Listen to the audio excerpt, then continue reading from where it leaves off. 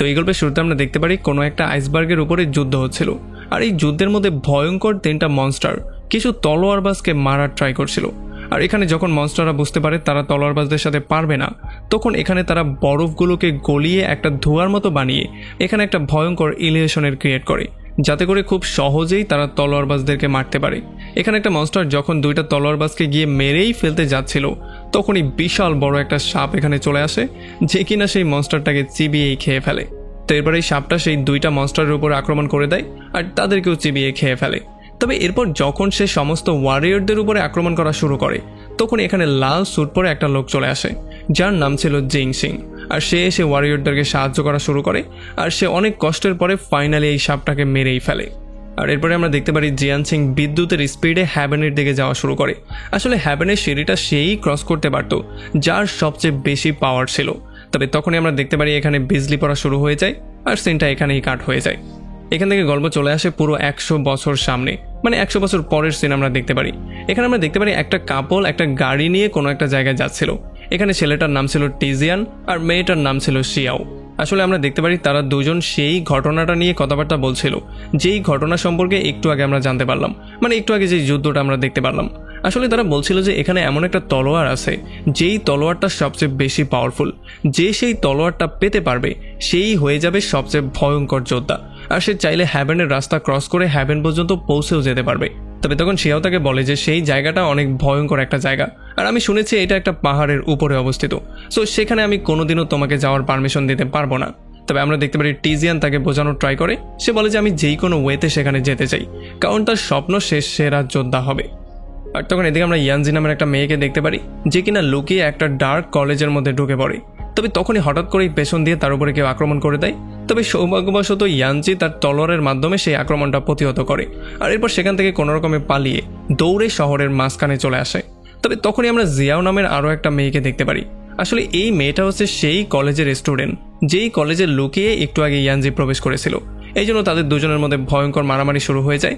তারা সমস্ত মানুষজনের মধ্যেই ফাইট করা শুরু করে, আর অনেকক্ষণ মারামারি করার পরে ফাইনালি জিয়াও ইয়ানজিকে কিছুটা আহতও করে ফেলে। আর যখন ইয়ানজি বুঝতে পারে জিয়াওর সাথে সে কোনোভাবেই পারবে না, তখন সে এখান থেকে পালিয়ে যাওয়ারই সিদ্ধান্ত নেয়।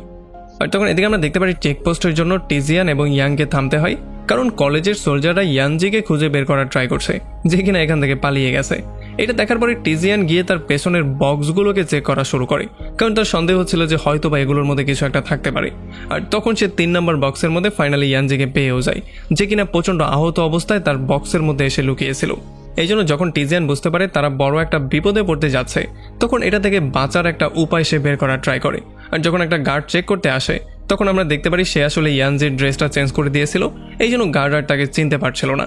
আর সেই গার্ডকে কিছু টাকা দিয়ে বলে যে এটা হচ্ছে আমার ফিউচার ওয়াইফ, যে কিনা এখন অনেকটাই অসুস্থ হয়ে গেছে।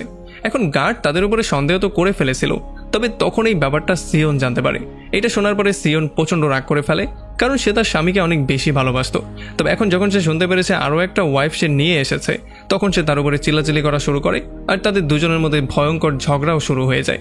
আর যখন গার্ড দেখতে পারে যে সে তাদের দুজনকেই হ্যান্ডেল করতে পারছে না, তখন সে তাদেরকে দ্রুত এখান থেকে চলে যাওয়ার জন্য বলে। আর তখন এদিকে আমরা দেখতে পারি জিয়াও এবং বাকি কিছু সোলজাররা ফ্র্যাঙ্কের রুম থেকে অদ্ভুত কিছু শব্দ শুনতে পারছিল।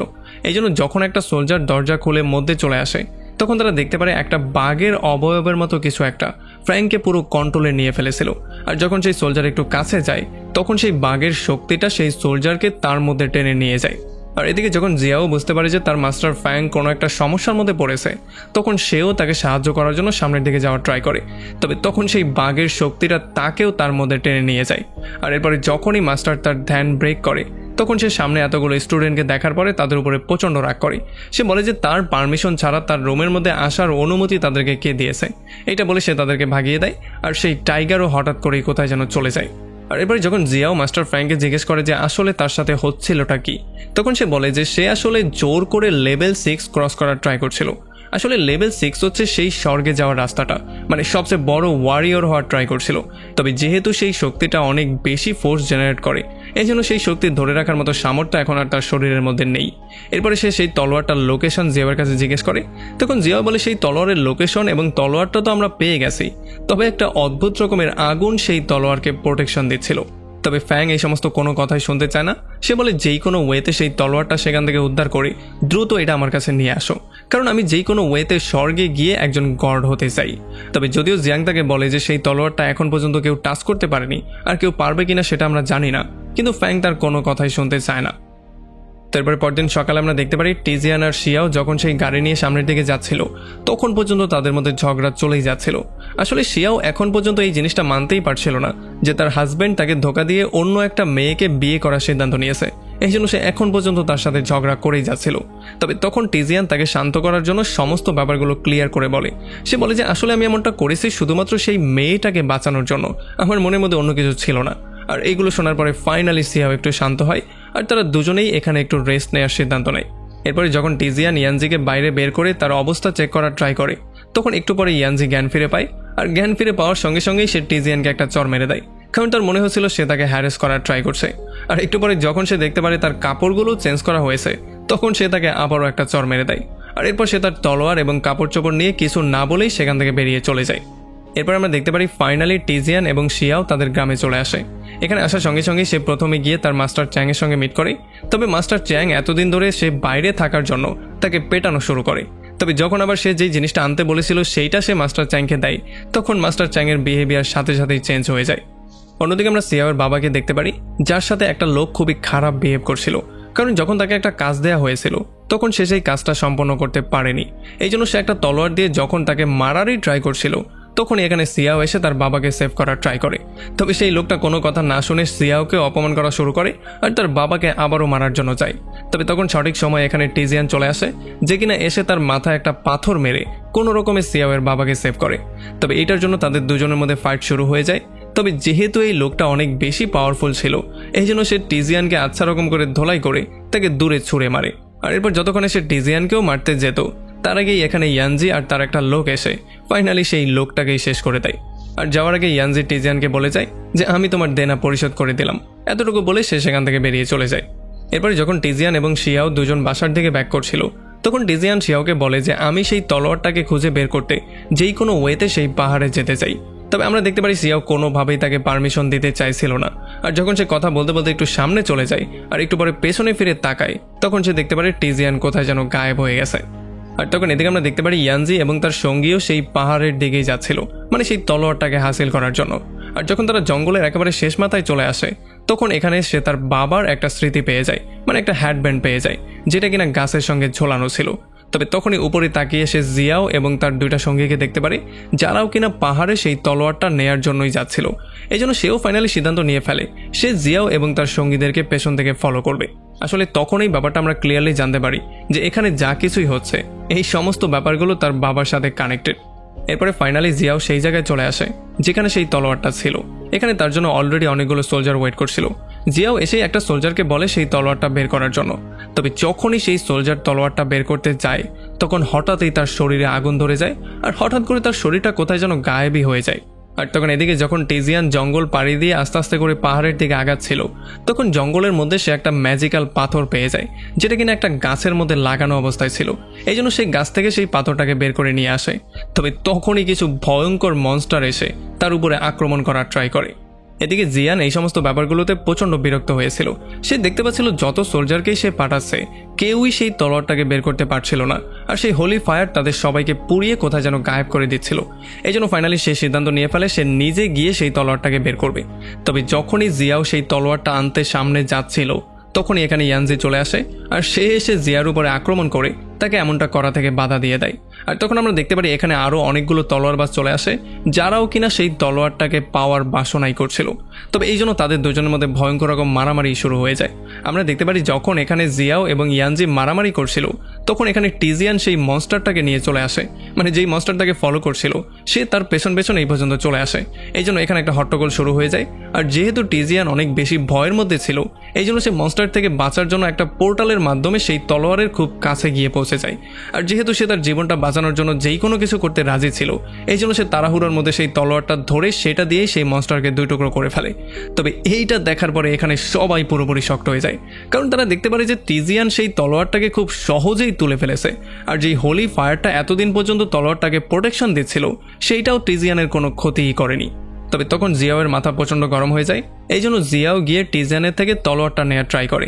তবে তখন সেই তলোয়ারটা নিজে থেকেই তাকে দূরে ছুঁড়ে মারে, মানে তলোয়ারটা নিজে থেকেই তাকে প্রোটেকশন দেওয়া শুরু করে। আর এই সমস্ত ব্যাপারগুলো দেখার পরে এখানে সবাই এটা কনফার্ম হয়ে যায় যে আসলে টিজিয়ানই হচ্ছে গিয়ে তলোয়ারের আসল উত্তরসূরি। আর তখন আমরা দেখতে পারি সেই তলোয়ারের যেই হোলি ফায়ারগুলো ছিল, মানে সেই আগুনগুলো আস্তে আস্তে করে টিজিয়ানের শরীরের মধ্যে ঢোকা শুরু করে, যে জন্য এত পাওয়ারের চাপের জন্য টিজিয়ান সেখানেই বেহুশ হয়ে যায়। আর তখন ইয়ানজি এই সুযোগটা নিয়ে টিজিয়ানকে নিয়ে সেখান থেকে বেরিয়ে সোজা সিয়াওয়ের ঘরে নিয়ে আসে। এরপরে যখন টিজিয়ান জ্ঞান ফিরে পায় তখন সে তার সামনে শিয়াওকে দেখতে পারে, যাকে দেখার পরে সে অনেক বেশি হ্যাপি হয়ে যায়। তবে তখন তার মাস্টার চ্যাংও এখানে চলে আসে, যে কিনা তাকে বকাবকি করা শুরু করে সেই পাহাড়ে যাওয়ার জন্য। এদিকে আমরা জিয়াওয়ের ভাই লুটানকে দেখতে পারি, যে কিনা এখন টিজিয়ানের গ্রাম পর্যন্ত পৌঁছে গিয়েছে। আর এখানে এসে সে সেই হোলি তলোয়ারটা সম্পর্কে জিজ্ঞেস করা শুরু করে আর সবাইকে তার পাওয়ারের মাধ্যমে ভয় পাওয়ানো শুরু করে। আর যখন এখানে টিজিয়ান আর ইয়ানজি চলে আসে তখন লু তাদেরকে বলে মাস্টার ফ্যাং এর কাছে যাওয়ার জন্য।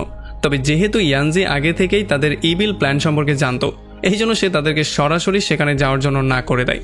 এই জন্য তাদের দুজনের মধ্যে মারামারি শুরু হয়ে যায়। তবে যেহেতু ইয়ানজির থেকে লুয়ের পাওয়ার একটু বেশি ছিল, এই জন্য সে আচ্ছা রকম করে ইয়ানজিকে ধোলাই করে তাকে ফাইনালি অনেক দূরে নিয়ে ছুঁড়ে ফেলে। আর একটু পরে তার পাওয়ারের ইউজ করে তাকে একটা গাছের সঙ্গেও বেঁধে ফেলে।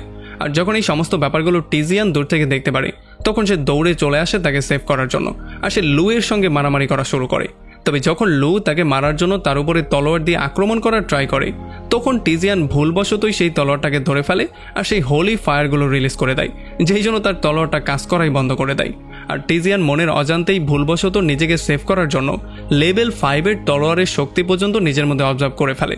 আর যখন লু দেখতে পারে সে এমন কাজটা করে ফেলেছে যেটা ইম্পসিবল, তখন সে পুরোপুরি শক্ট হয়ে যায়। আর সে বুঝতে পারে এখন তার পাওয়ার মাস্টার ফ্যাং এর পাওয়ারের সমান হয়ে গেছে, এই জন্য সে এখান থেকে দ্রুত পালিয়ে চলে যায়। এরপরে জিয়াং এবং লু চলে আসে ফ্যাংকের কাছে তাকে রিপোর্ট জানানোর জন্য। এখানে তারা বলে যে আসলে টিজিয়ান নামের একটা লোক সেই হোলি তলোয়ারটা এবং হোলি ফায়ারটাকে চুরি করে নিয়ে গেছে। তাছাড়া সে এখানেই শান্ত হয়নি, সে লেভেল 5-এর পাওয়ার পর্যন্ত অবজার্ভ করে নিয়েছে, মানে এখন সে আপনার শক্তির বরাবর হয়ে গেছে। এটা শোনার পরে ফ্যাংকের মাথা প্রচণ্ড গরম হয়ে যায়।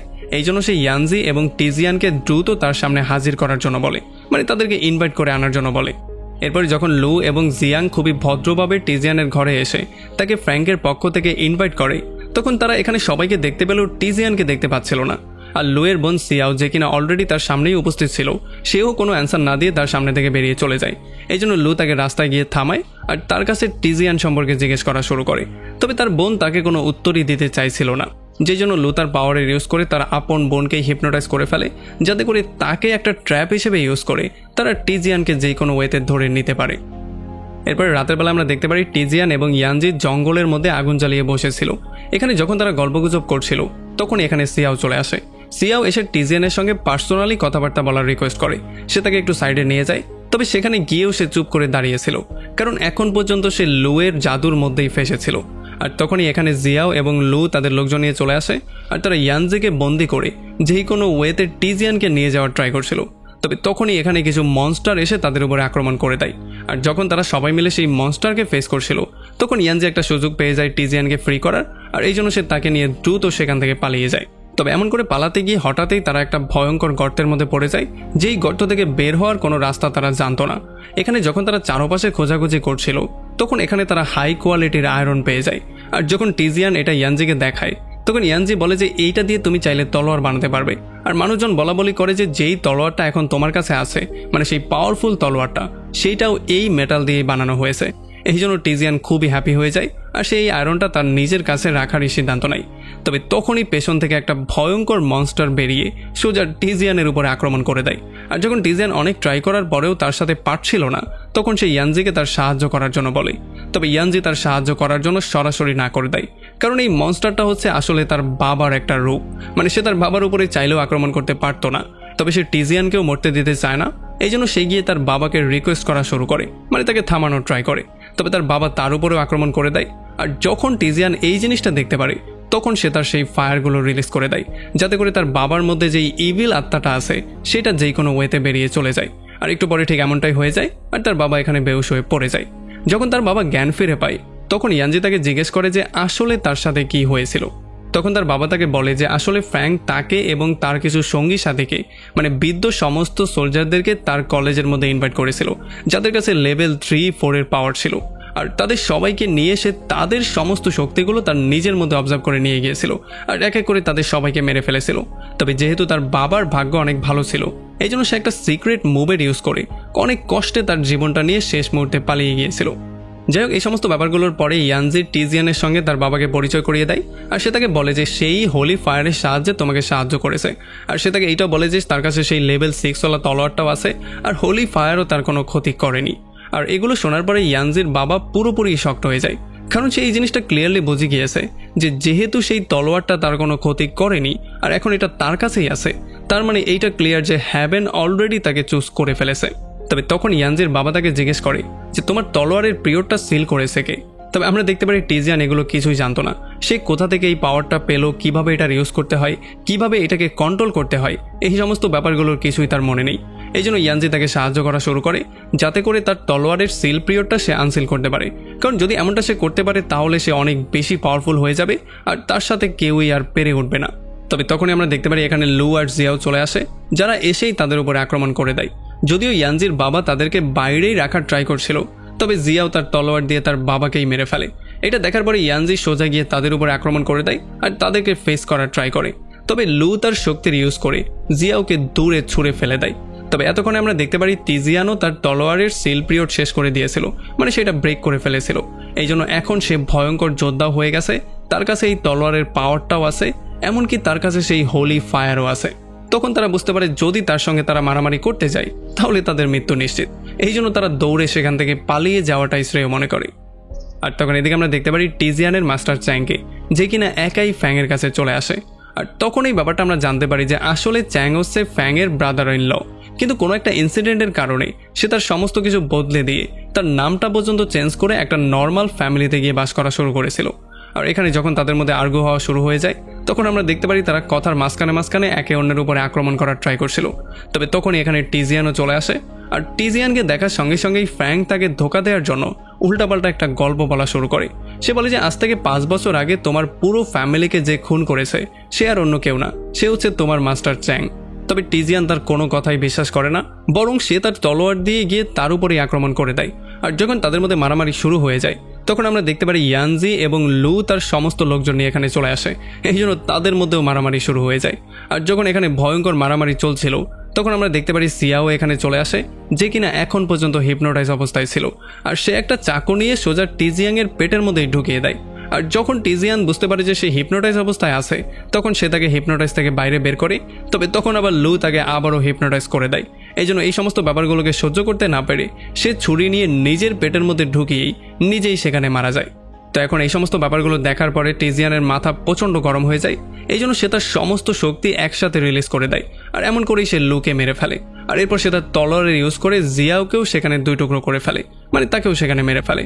তবে যখন সে ফ্যাংকে মারতে যায় তখন আমরা জানতে পারি ফ্যাংকের কাছে স্পেশাল একটা পাওয়ার ছিল, সে জানতো অন্য মানুষের শক্তি কি করে নিজের মধ্যে অবজার্ভ করতে হয়। এই জন্য সে টিজিয়ানের সমস্ত শক্তি নিজের মধ্যে নেওয়া শুরু করে। আর যখন চ্যাং ব্যাপারগুলো দেখতে পারে তখন সে দৌড়ে গিয়ে টিজিয়ানকে ধাক্কা দিয়ে দূরে সরিয়ে দেয় আর তাকে এখান থেকে পালিয়ে যাওয়ার জন্য বলে। এই জন্য যখন ইয়ানজি তাকে নিয়ে এখান থেকে পালিয়ে যাওয়ার ট্রাই করছিল তখন চ্যাং ফ্যাংকে যে কোনো ওয়েতে এখানে আটকে রাখার ট্রাই করছিল। তবে এতে করে ফ্যাংকের মাথা প্রচণ্ড গরম হয়ে যায় আর সে তার শক্তির ইউজ করে চ্যাংকে সেখানেই মেরে ফেলে। তবে এই সমস্ত ঘটনাতে ইয়ানজি পর্যাপ্ত সময় পেয়ে যায় আর সে কোনো রকমের টিজিয়ানকে নিয়ে সেখান থেকে পালিয়ে চলে আসে।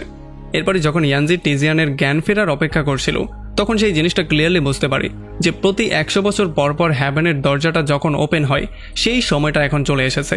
এই জন্য সেই দরজাটা ওপেন করার পরে সেই দরজা দিয়ে ভেতরে যাওয়ার জন্য ফ্যাং এক এক করে সমস্ত মানুষকে মারছিল। এই জন্য এখন যেহেতু টিজিয়ান জ্ঞান ফিরে পায়নি আর টিজিয়ান হচ্ছে সবচেয়ে বড় ফাইটার, এই জন্য সে তাকে এখানে রেখে দিয়েই নিজে আর্মার পরে বেরিয়ে পড়ে ফ্যাংকে আটকানোর জন্য। কারণ যদি ফ্যাং কোনো রকমে সেই দরজার মধ্যে চলে যেতে পারে তাহলে সে হয়ে যাবে গড। আর তখন এদিকে বরফের পাহাড়ের উপরে আমরা ফ্যাংক আর কিছু ওয়ারিয়রকে দেখতে পারি যারা কিনা সেই হ্যাভেনের দিকে যাওয়ার ট্রাই করছিল। তবে তখনই এখানে 3টা মনস্টার চলে আসে তাদের উপরে আক্রমণ করার জন্য। তবে ফ্যাংক সেই 3টা মনস্টারকে খুব সহজেই তার পাওয়ারের ইউজ করে এক এক করে মেরে ফেলে। এরপর সেই বিশাল বড় মনস্টার সাপটা তাদের সামনে চলে আসে।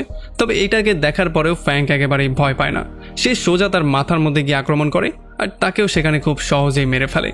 আর তখন আমরা দেখতে পারি সেই সিঁড়িটা তাদের সামনে উন্মুক্ত হয়ে যায়, যেই সিঁড়িটা হ্যাভেনের ডোরের সাথে কানেক্ট করা ছিল। আসলে তারা সেই সিঁড়িটার গোড়া পর্যন্ত পৌঁছেও গিয়েছিল।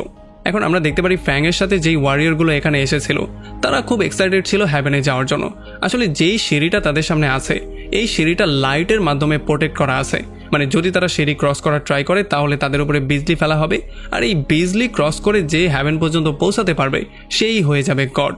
এখন যেহেতু তারা এক্সাইটেড ছিল এই জন্য তারা যাওয়ার জন্য রেডি হয়ে যায়। তবে আমরা দেখতে পারি ফ্যাংয়ের পরিকল্পনা একটু ভিন্নই ছিল। সে আসলে ইচ্ছা করে এখানে সেই সমস্ত সোলজারদেরকে ডেকেছে যাদের তলোয়ারের পাওয়ার অনেক বেশি। ফ্যাং চাইছিল যদি সে সবার পাওয়ার একসাথে অবজার্ভ করে তার নিজের মধ্যে নিয়ে আসতে পারে তাহলে সে এত বেশি পাওয়ারফুল হয়ে যাবে যে খুব সহজেই সেই বিজলিগুলোকে টক্কর দিয়েও হ্যাভেন পর্যন্ত পৌঁছেই যেতে পারবে। এরপরে ফ্যাং তার কাজও শুরু করে দেয়। আমরা দেখতে পারি সে সবার পাওয়ারগুলো তার নিজের মধ্যে নেওয়া শুরু করে। তবে তখন এখানে ইয়ানজি এসে তাকে বাধা দেওয়ার ট্রাই করে, কিন্তু ফ্যাং তার পাওয়ারের ইউজ করে খুব সহজেই ইয়ানজিকে প্যারালাইসই করে দেয়। তবে তখন আমরা দেখতে পারি এখানে টিজিয়ান চলে আসে। আসলে টিজিয়ান শুধু সেই লোকগুলোকে সেভই করতে চায় না, বরং সে ফ্যাংকেও যে কোনো ওয়েতে মারতে চায়। এই জন্য তাদের দুজনের মধ্যে ভয়ঙ্কর মারামারি শুরু হয়ে যায়। আর অনেকক্ষণ ধরে মারামারি করার পরে ফাইনালি টিজিয়ান ফ্যাংকে আক্রমণ করতে সফলও হয়ে যায়, যেই জন্য ফ্যাং অনেক বেশি আহত হয়ে যায়। তবে তখন আবার ফ্যাং দাঁড়া হয়ে তাকে বলে যে এমন একটা দেবতাও আছে যে কিনা আমার স্বপ্নের মধ্যে এসে প্রতিদিন আমাকে বলে যে আমি দেবতা হওয়ার ডিজার্ভ করি, মানে দেবতা হওয়ার জন্য আমি হচ্ছে যোগ্য প্রার্থী। এইটা বলেই সে খুবই কনফিডেন্সের সাথে আস্তে আস্তে করে সিঁড়ি দিয়ে উপরে যাওয়া শুরু করে। তবে একটু পরেই তার উপরে বিজলি পড়া শুরু হয়ে যায়, যেই জন্য তাকে ভয়ঙ্করভাবে মরতে হয়। আর একটু পরেই আমরা দেখতে পারি এখানের আবহাওয়া পুরোপুরি পরিবর্তন হয়ে যায়। এখানে বিজলির জায়গায় রোদ চলে আসে, আর তখন একটা ভয়ঙ্কর লোক তাদের সামনে চলে আসে যে কিনা অদ্ভুত কিছু কস্টিউম পরা ছিল। আসলে আমরা জানতে পারি তার নাম ছিল জি উইশিং। আসলে তাকে দেখার পরে এই যোদ্ধাদের মনে হয় হয়তো বা সে গড, এই জন্য তারা হাঁটু গেড়ে বসে পড়ে। তবে আমরা দেখতে পারি জি উইংসম্যান তাদের সবাইকে বলে যে আসলে আমিও একটা সময় গড হতে চাইতাম, এই জন্য আমি তলোয়ারবাজির অনেক প্র্যাকটিসও করেছিলাম। আমি চাইছিলাম যাতে করে আমার তলোয়ারটা হাইয়েস্ট পাওয়ারওয়ালা তলোয়ার হয়ে যায়, আর আমি এই সিঁড়ি ক্রস করে যেই কোনো ওয়েতে হ্যাভেন পর্যন্ত পৌঁছে যেতে পারি। তবে এই প্র্যাকটিস করার সময় হঠাৎই একটা মনস্টার শয়তান এসে আমাকে বলেছিল যে আমি আসলে কেন এই প্র্যাকটিসগুলো বৃথা করছি। আমি তো চাইলে যোদ্ধাদের পাওয়ারগুলোকে অবজার্ভ করে খুব সহজেই ভয়ঙ্কর যোদ্ধাতে কনভার্ট হতে পারি, আর খুব সহজে আমি চাইলে হ্যাভেন পর্যন্ত পৌঁছেও যেতে পারি। আর তখন থেকে আমি সিদ্ধান্ত নিয়ে ফেলেছিলাম যে আমি সেই সমস্ত বড় বড় যোদ্ধাদের উপরে লাইটেনিং করব, মানে তাদের উপরে বিজলি ফেলবো যারা এই সিঁড়ি দিয়ে উপরে যাওয়ার ট্রাই করবে। আর এমন করেই সে সেই যোদ্ধাদেরকে মেরে তাদের সমস্ত পাওয়ারগুলো তার নিজের মধ্যে নিয়ে ফেলতো, যাতে করে কেউই হ্যাভেন পর্যন্ত পৌঁছাতে না পারে, আর সেই হয় সবচেয়ে বড় যোদ্ধা। তবে এই সমস্ত ব্যাপারগুলো শোনার পরে টিজিয়ানের মাথা একটু বেশি গরম হয়ে যায়। এই জন্য সে তার সমস্ত পাওয়ার একসাথে রিলিজ করে দেয়, যেই জন্য সেই সিঁড়িটাই ভেঙে যায় যেই সিঁড়িটা হ্যাভেনের সঙ্গে কানেক্টেড ছিল। এই জন্য এখানে সমস্ত কিছু ডিস্ট্রয় হয়ে যায়। আর তখন আমরা দেখতে পারি টিজিয়ান ইয়ানজিকে নিয়ে সোজা তার গ্রামে ব্যাক করে।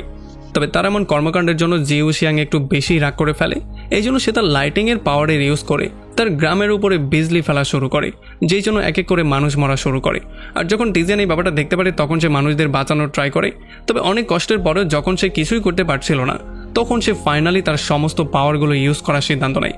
সে তার পাওয়ার দিয়ে চলে আসে জি উশিয়াংকে ফেস করার জন্য। তবে অন্যদিকে জি উশিয়াং যে কিনা নিজেকে গড মনে করত, সে এমন ডিসিশন দেখার পরে হাসা শুরু করে, আর সে তার উপরে বিজলি দিয়ে অ্যাটাক করা শুরু করে। তবে একটু পরেই আমরা দেখতে পারি টিজিয়ানের আর্মারগুলো গডের আর্মারে কনভার্ট হয়ে যায়, আর একটা পর্যায়ে গিয়ে সে গডেই কনভার্ট হয়ে যায়, আর সে জি উশিয়ান থেকে অনেক বেশি পাওয়ারফুলও হয়ে যায়। আর এরপরে সে তার নিজের পাওয়ারের ইউজ করেই খুব সহজে জি উশিয়াংকে শেষই করে দেয়, আর এমন করেই সে তার গ্রামটাকেও সেভ করে ফেলে। আর এমন একটা ইন্টারেস্টিং পয়েন্টে এই পুরো মুভিটা এখানেই শেষ হয়ে যায়।